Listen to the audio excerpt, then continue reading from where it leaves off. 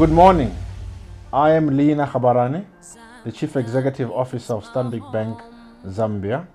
It's my first time on the webinar series, the Anakazi webinar series, and I'm very privileged to be having Jimmy Khan, the CEO of Lafarge Zambia, as my guest this morning. And this morning we'll be talking about how COVID-19 has impacted us as large corporates in Zambia, and more importantly, how it's impacted our customers. And in our conversations, we'll also discuss how we feel our customers should be reacting to COVID-19 going forward.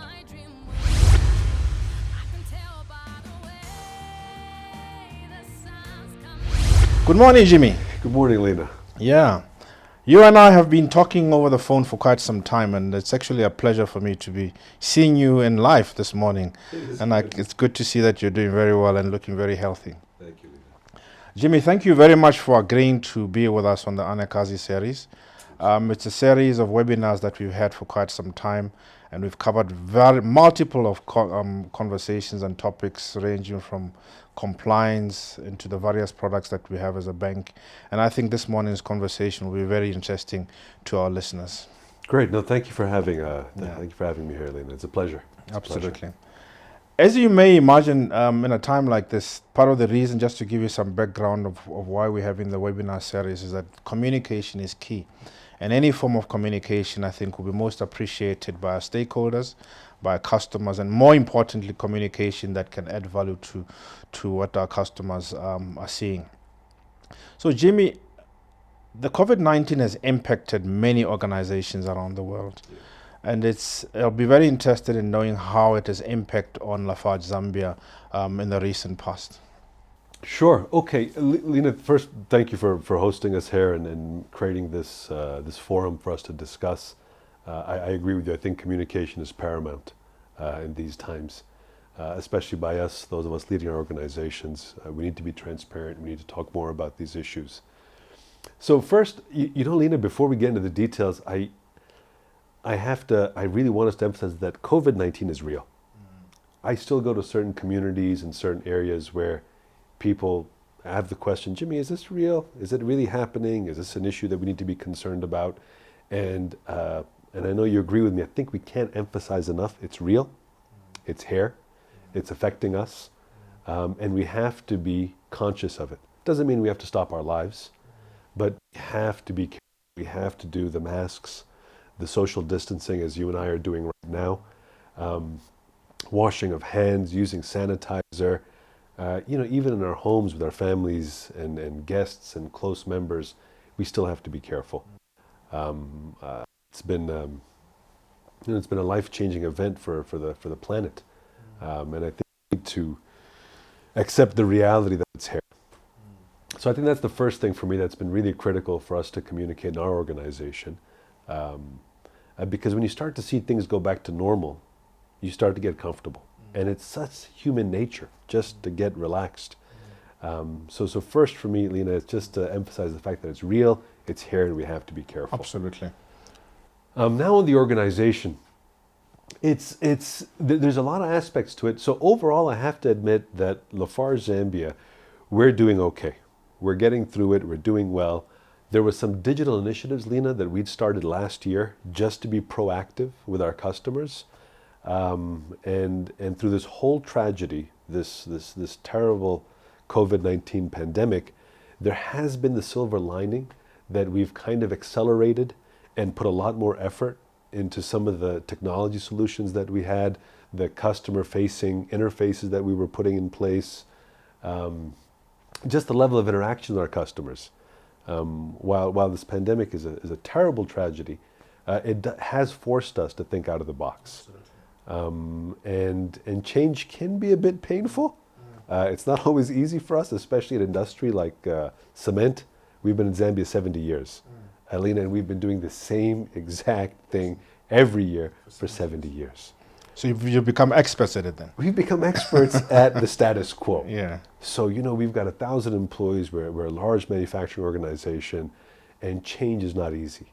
But I think this COVID-19 has forced us to deal with some very difficult realities. First, with us personally as individuals and also as a business. So I think there's probably three main areas where it's affected us, Leina. So there's one side from just the people side, then there's the operation side, and there's what you mentioned, the customer side. Leina, I know you drive a Toyota, for example. Absolutely. Our cement plants are big, but I like to compare them to like just a vehicle, like an engine. While our cement plants are very complex, but you have to do maintenance, you have to take care of it just like you have to take care of your car. So one difficulty we've had in operations is our supply chains have been dramatically impacted. So all of our spare parts come from abroad, from Europe, from North Africa, from China, from Asia, and global supply chains have been impacted. So for example, for 70 years, when you have like a liner failure, you order the liner, it takes 2 months to come, you change it and you continue. All of that's changed. So when you've got 3 generations of engineers doing the same thing, and suddenly you're telling them, wait, you have to redo something different, it's traumatic. It's traumatic. You have to relearn the processes, redo your maintenance planning, your logistics planning, your schedules. We call it a kill and shutdown, a KSD. The biggest thing we do every year. It takes almost 6 months of planning. Leina, that's suddenly becoming 18 months. So that's been very traumatic for us. But luckily we have the best engineers. And I've got some cool stories I'd like to share with you as we have this discussion. So the operational side is in a good place, but requiring 2 to 3 times more planning. But luckily we've got the best engineers, and I'm very proud of our team at Lafarge, so we're good there. The people side, that's been tough. So, I know you've worked abroad and I'm from the US, so we're used to working from home. We have these like internet solutions and technological solutions to work from home. Hasn't really been a staple for us in Zambia, I have to admit. So this is some of the positive stuff that COVID-19 has forced us to create these working from home solutions. But we had difficulties in like load shedding. So you have an employee working from home, they lose power, what do? How do they join the meeting? How do they get in contact with you? They lose their router, their desktop. So it's really forced us to start thinking of kind of out-of-the-box solutions, like do we start providing inverters, generators, just laptops? For your employees, yeah. For your employees. Do they just use mobile phones? Should we, imagine going away from laptops and just using mobile phones. Because they have batteries, they last for 12 to 14 hours a day. You can charge them at night or anytime you do have power. So that's been a big change for our staff.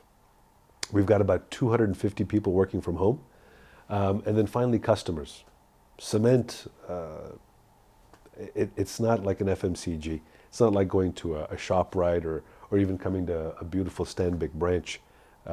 It's a bit of a rough business. You go to a market, it's crowded, it's dusty. So we've done 2 solutions, Leina, for customers. And they've, I have to admit, they've been adopted very well. I know Stanbic has a great app. As a customer, I use it. So we're not that advanced, but we do have an app now for our retailers. So these are the bigger stores like Briozzi, Sakaza, ET Blocks, where they can access their entire account, put an order in for the cement, and this is very non-traditional for us. They're used to calling somebody or picking up the phone. So this has been adopted very well. So almost 50% of our orders now are going through this retail app. Really? It's within months, within 3 or 4 months. Oh. It's dramatically increased. And when you're selling about 1.2 million bags of cement a month, that's a lot of orders to go through this app. And second, we've partnered with a local Zambian company, Afro Delivery. I think I was mentioning this to you some time ago. Yes, you did actually. And it's really simple. It's actually a food application. It was never meant to handle Cement. products like cement. And I remember when we went to the CEO of Afro Delivery and said, hey, we'd like to put cement on your app. And he looked at me a little bit funny. And I said, you want to try it? What do you think? And he goes, okay, let's see. We'll have to reprogram some things. We'll have to create a new interface, but let's try it. And Leina, we're delivering cement to customers within 90 minutes now. Wow. And it's also been adopted very well. I think we had a target to do 500 to 1,000 bags a month. We're doing about 500 bags every 3 to 4 days. So it's really been adopted well. People are accepting it. So we're happy to see that. Fantastic. So I think those are probably the 3 levels that we've been No, very interesting. I never thought cement as a product could be actually distributed digitally. So it's very interesting what digital can do, digital innovation can do. It's really helped us, Leina. Have you experienced some kind of similar changes in Stanbic with COVID-19 coming, or? Oh yes, Jimmy. Absolutely. I think banking, as you'd imagine, is probably right at the nucleus of any economy. Absolutely. Meaning that if anything, if there's any chill in the economy, we tend to feel the cold first. Clear. And we have been impacted in quite a number of ways, and I think very similar to yours, in that we had to deal with the customer issue. Mm-hmm. We also had internal issues with respect to staff. Not so much operational, because we've also really been a digital business for so long, and there's very limited supplies that come into the business. But having said that, we've got vendors as well that we need to depend on. On the staffing side, the first and most important thing that we needed to consider was the safety protocols, Right. of ensuring that we maintain and adhere to the highest levels of health protocols in the business, hygiene in the business at all. So with respect to that, like most businesses have done, we had to decongest our business in our offices in most of our premises, and we have up to 33 or 35% of our staff actually working from home. This in itself also brought in similar challenges as well to our staff working from home. The most prominent challenge for us, being a commercial bank, is cybersecurity. Because now you are now basically saying to our staff members that you need to start working remotely, but working remotely effectively means being able to dial into the banking platform. Right. And be able to access information that, as you know, as a bank, is highly confidential and very sensitive. So working from home then meant that incidents or the high risk of cybersecurity suddenly heightened, which means that we needed to ensure that we provide adequate security for people working from home, the appropriate signing ins and all of that to happen. So that's the most critical thing that we needed to deal with. But so far, I must admit that it's been quite smooth so much. But you know, with cybersecurity, Jimmy, you only know what you know today. The fraudsters are out there working twice as hard as you are to break into your system. You're right. So that has been fairly well done. But the second challenge is very similar to what you said, which is power. The inconsistency and unreliable power that we've had. Now you have to rely on a third vendor, which is now electricity providers. And that has been very disruptive. And so has also been the limited bandwidth in terms of internet capability. That's a big problem, Leina. That's a big problem. And we tend to carry large files. We tend to carry quite a lot of information, and that instability also created a big problem for us. And therein also emerged another cost that we had not anticipated, a cost of having to provide subsidies for our staff for electricity support. Same here. We needed to provide subsidies for our staff members for things like bundles that we had not previously provided for. But all in all, really, it was really for staff purposes, to ensuring that they can actually settle and working from home. There's no doubt that it was difficult. Initially, you're suddenly having to work in an environment that you have to share with your family. Some of our staff members have very young kids. And as you're in a meeting, you'll see a little boy coming over to daddy to talk to daddy. So it's been quite challenging, but I think, and not just challenging, but also unnerving. Unnerving in the sense that people are now having to find reason to wake up in the morning and actually work. And naturally what that means is that, do I have a secure job? I'm not at the office, but I'm earning a salary at the same time. Does it mean that I'm easily dispensable? And we needed to go through that process of saying, no, you're working from home because that's the new way of doing something. You're just as important to the business as you were before. So that kind of psychological support was important to provide to our staff. The second element is exactly the same as yours, which is our customers.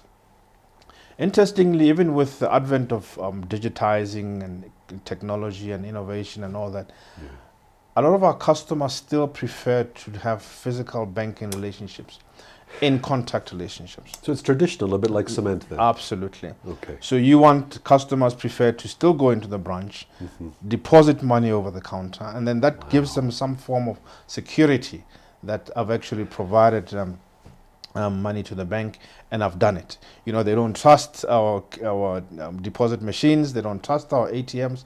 They prefer to do it to the counter.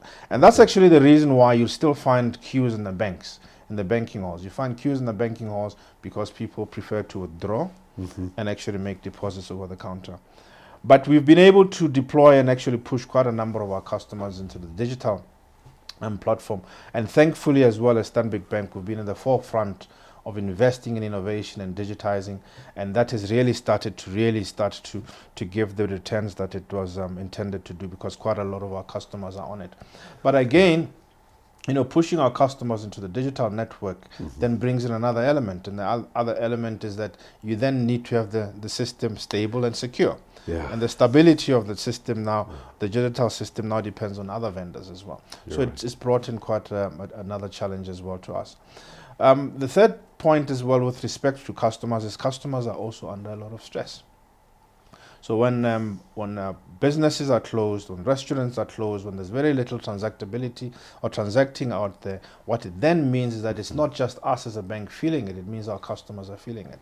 So our customers' business activities have reduced quite significantly. And I'll give a bit more detail of how we're responding to that as we go on with our conversation. So have we been impacted? Definitely. You have. Yeah, Jimmy, the thought I also wanted to pick your mind on is what do you think life is going to look like post-COVID? You know, Leina, probably just like you, I literally, when I'm at home, it's quiet, I'm by myself, I spend a lot of time thinking about this. And I want to do justice and guide our organization and our people in the right direction. And I think in the beginning, even me, there was some resistance that this is just a flu.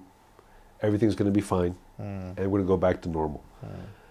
I think it was probably in the first few weeks when it was largely probably in Europe. I think Africa hadn't been affected. America had really not even had any cases. China was kind of winding down, and Europe was, you know, ballooning a little bit. And it felt like something you'd see on TV just far away. But I think, Leina, with what's happening in North America, with the second wave in China, with Europe still not stabilized, and our numbers in Africa rising dramatically, I think we've come to terms with the fact probably about a month and a half, very recently, just 6 weeks ago, that we kind of get stuck in what normal is. And we kind of create these preconceived notions, and we have to break that. Absolutely. Especially in an old industrial business like cement. But you know, I think banking is very similar. Very similar. When you talked about your customers, Leina, where they have to come in, that really resonated with me, because that's what we deal with. It's just difficult to break those habits. It's so ingrained in how that relationship is, it's difficult to change. But we've been focusing a lot on that, Leina, communicating very frequently with our teams. It's not going to be the same. Absolutely. It's just not going to be the same. And the sooner we accept that, the sooner we come to that reality, is how we're going to get out of this in a very positive way. And I think a lot of it's about mindset. It's, Leina, we still have social issues where this weekend we went to somebody's home who had an ill family member. So I went and some of our staff went, and we were the only ones wearing face masks, for example, Leina. We were the only ones wearing face masks. And we even felt a little bit of stigma, that they were looking at us that, why are you coming to our home wearing masks? Now that's a very small version, but this is the change I'm talking about, that we need to kind of come to terms with the fact that things are going to be different. We need to accept a different operating model in our personal lives and our business lives.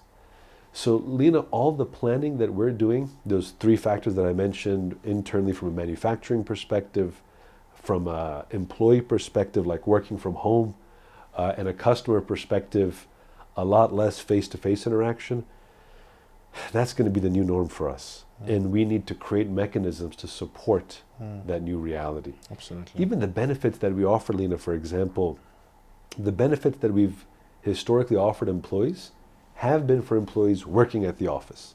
So how can we make it easier? We'll pay for your fuel, we'll give you a car. But if you don't have to come to the office anymore, just give you something else. We need to change that. So it's really going to require a paradigm shift, even at a management level, to get away from our traditional thinking of what benefits we're offering, working hours, flexibility, like you mentioned, internet. I mean, Leina, how many meetings have we had where the efficiency drops so much because somebody can't connect. You're like, can you hear me? No. Can you hear me? Switch off your camera. Switch off your camera. It's just so, Leina. I think we're in a good place. I think we're changing. I'm so proud of the Lafarge team. They've really stepped up and accepted this new reality, but we're still figuring out what it is. Okay. I think it's going to take a few more months for us to get there. Yeah, interesting. I think if I was to just give our perspective of what we think life will be post-COVID, there's no doubt that the economic environment will be significantly hurt. Yeah.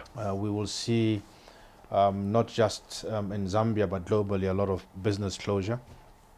We can see already in the region that, not just in the region actually, throughout the world, air travel is significantly impacted.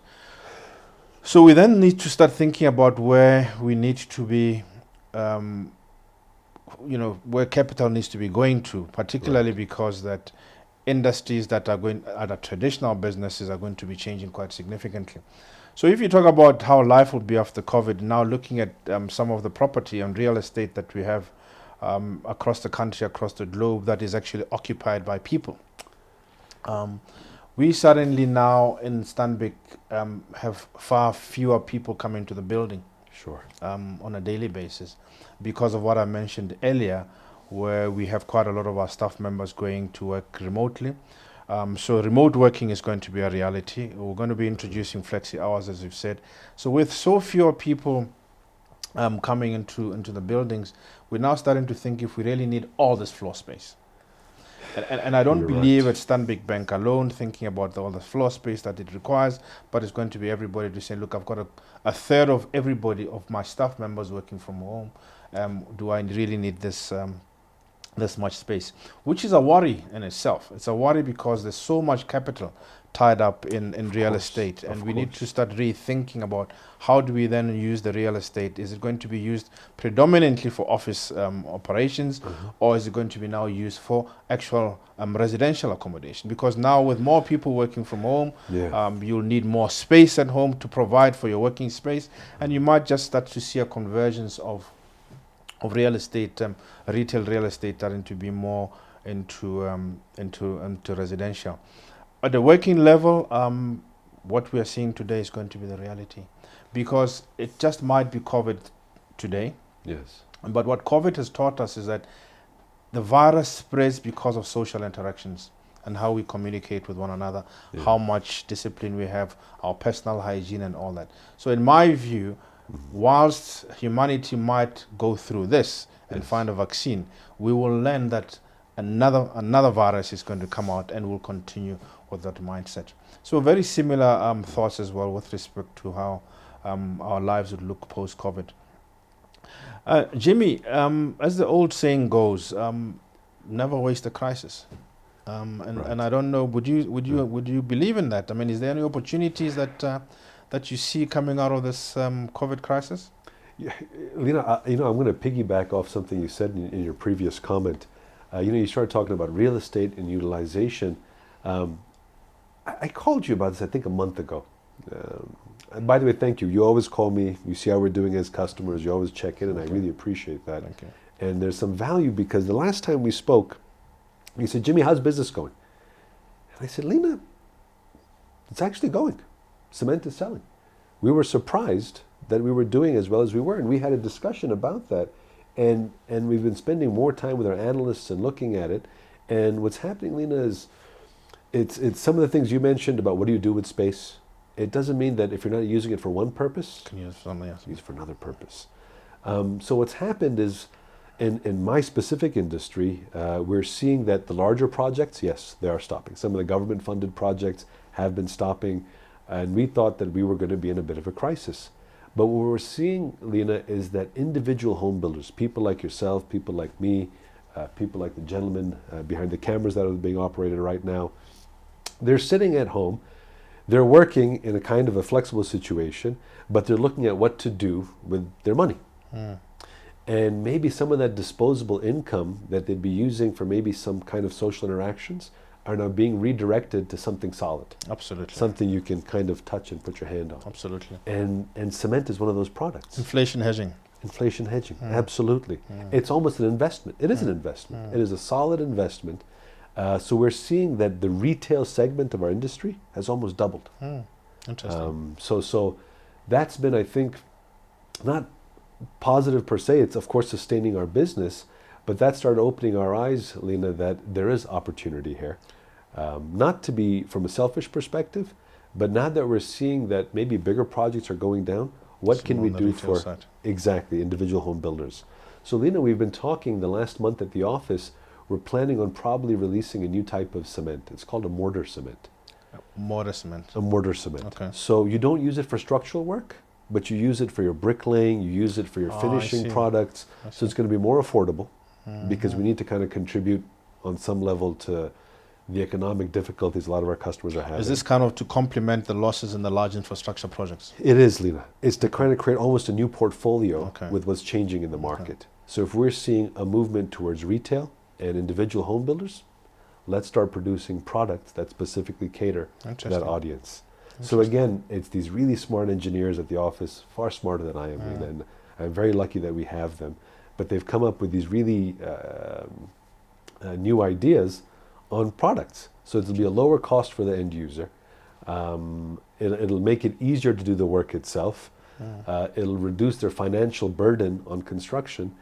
And I have to admit, Leina, I think, again, because we're a heavy industrial business, I do think we've neglected our customers. Absolutely. And this COVID-19 or this pandemic has just forced us to rethink and look a little bit outside of the box and start catering more to going back to the base. Going back to the base. Yeah, absolutely. So I think it's been positive in that sense. And as they say, the fortune lies at the bottom of the pyramid, isn't it? It does. Yeah. It does. And we tend to focus on the top of the pyramid. We need that reminder. Absolutely. Leina, how about yourself? Are you seeing also some opportunities from your sector in COVID-19?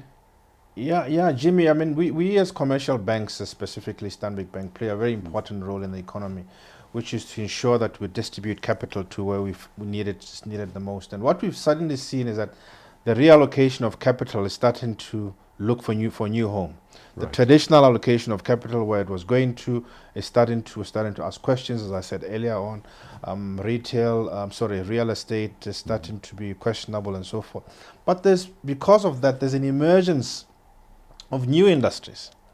There's suddenly a big demand for public sector health. There has not been sufficient investment into the public sector health, and we need to really start to investing in the public sector. I mean, the reason all countries across the world are really working on flattening the curve is because there's just not enough beds in hospitals to accommodate everybody. So the question then is, shouldn't we be investing in more of the health sector? That's certainly an opportunity that we see that has not been explored. We're seeing an increased opportunity in masks. If anybody came to the bank 3 or 4 years ago and said, I wanted to set up a factory to manufacture masks or sanitizers, we would have said, no. Sure, of course. We're not going to support that. Right. But somebody coming in now and talking about PPEs and masks will say, by all means, we want to support that. So the opportunities that we're seeing is really from the emergence of new sectors that are coming in, and that's where we're starting to redirect a lot of the capital to. But another opportunity that we saw, Jimmy, is that with the border closures, and I think you mentioned it earlier, the constraints in logistics, it just suddenly brought to bear to the reality that there's actually a lot more imported into the country than we're actually exporting. We're exporting very little and importing a lot.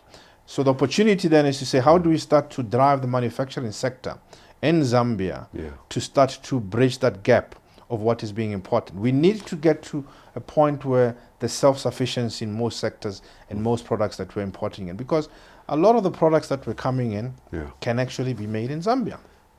So as financial institutions, our responsibility is to start to ensuring that capital actually flows to where there's a need, and that need is in ensuring that we close that gap.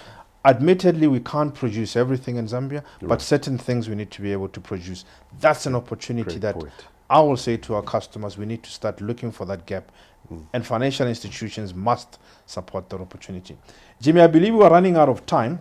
Sure. Please. So what I want to just quickly say Yes. is talking about your culture. How's your culture being impacted? Stuff.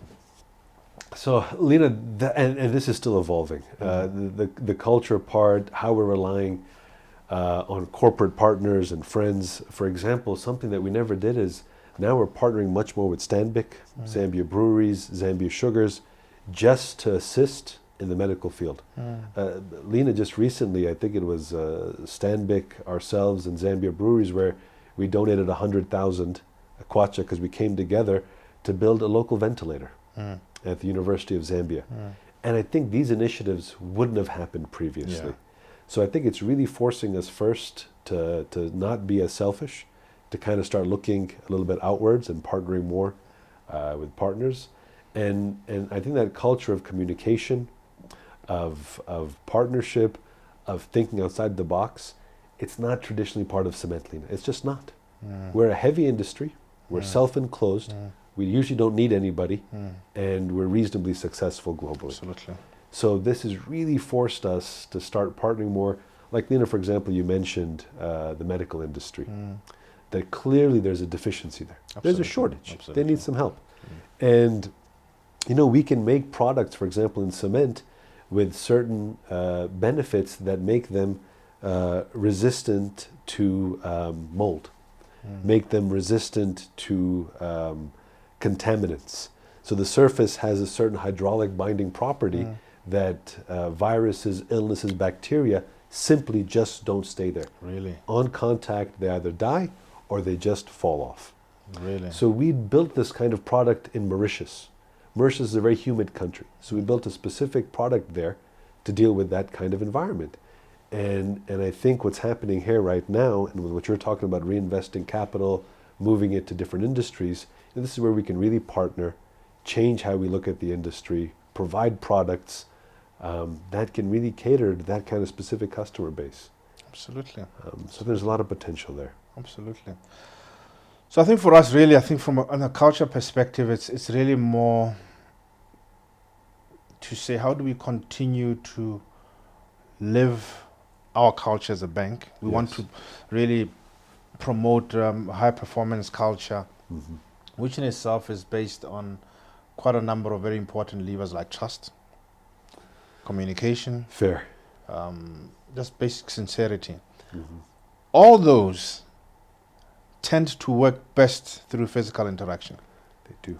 I tend to be able to trust you more when I see you, and I know that somebody else has picked up something or part of the process that they need to do that. So through that, we're certainly seeing some kind of breakages in our communication. People tend to be more comfortable sitting at home, and the only way we could try and keep pushing and upholding our cultural values is through communication. We have seminars, internal seminars and meetings, all virtual. And regularly, we force our teams to communicate through virtual interaction. I believe we are finished. We need to probably wind down. Maybe one last parting shot from you, Jimmy. Sure. Given the inflationary environment, given all that we've talked about, and given that you produce and distribute cement, what advice would you give to our customers? Leina, it's obviously not that I have a bias, but I do sell a specific product. I do want them to support us, invest in us. I do think cement is a reliable product, but on a human level, what I've been really talking to about our staff in the office, customers on the road, I have to admit it's not about cement. It's about personal responsibility. It's about financial understanding, robustness, and being a little bit long-term planning. I don't think we do that very well, Leina. So we did a seminar recently at Lafarge for all employees, starting with the line managers, just on basic financial planning. How much are you saving? What is your disposable income? How are you managing the future? And Leina, to be honest, I really do think we have some of the smartest people working at Lafarge, but if you talk to a lot of our line managers, there wasn't more than a 2-month plan. There wasn't more than a 3-month plan. So with what we're seeing economically, I still think Zambia is the best place to be. I don't mean to speak poorly of any of our neighboring countries. I mean no disrespect, Leina, but Lafarge is in all of our surrounding countries: South Africa, Zimbabwe, Malawi, DRC, Burundi, and great countries, but Zambia is stronger. Absolutely. We're in a better place. We have a brighter future, but it's just important that we get back to the basics that you mentioned, and we start going back to those levers of financial responsibility. How do you plan for your family? How do you plan for your future? I think we're going to be just fine. I But we have to reiterate. I have a perfect solution for that, which I'll share with you. Please. Financial Fitness Academy. We will give it to all Lafarge staff at the time that I'll announce, probably in the next 2 months or so, for Really? free. Financial Fitness Academy. Absolutely. We'll take all your entire staff through it. I'm excited, Leina. Don't tell anybody. Okay, but I'll be your first customer. I'll be first in line. That is great Really. to hear. Yeah, Jimmy, no, thank you very much for your time. I think it's been great. But as well, what I want to do, just echo your sentiments that we need to all take this COVID pandemic very seriously. We need to take personal responsibility for it. Our government of Zambia will do its best. It'll provide protocols and guidelines, what you should, what you shouldn't be doing, what wearing of masks and hygiene. Correct. But at the end of the day, it's my personal responsibility for taking my own health safety cautions. Thank you very much. Thank It's you, great Leina. talking to you. Thank you so much. Thank you. It's been a pleasure. A very lengthy, very interesting conversation that I've had with Jimmy Khan this morning. I hope you also found it very interesting, and some of the tips that I think came out of the conversation would be quite worthy of exploring further. And thank you very much for your listenership. Have a good morning. Thank you.